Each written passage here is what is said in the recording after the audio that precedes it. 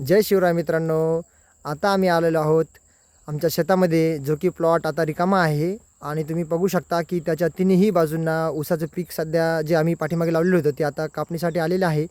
तर त्याच्या तिन्ही बाजूंना ऊस आहे.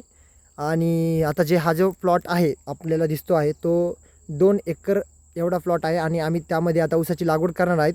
तर आम्ही हे जे रान होतं, हे शेत, ते पूर्ण पद्धतीनं ऑलरेडी आम्ही नांगरणी याची केलेली होती, पण त्यामध्ये थोडंसं गवत वगैरे आलेलं आहे, तुम्ही बघू शकता इथे. आता त्या गवताची आम्ही उद्या या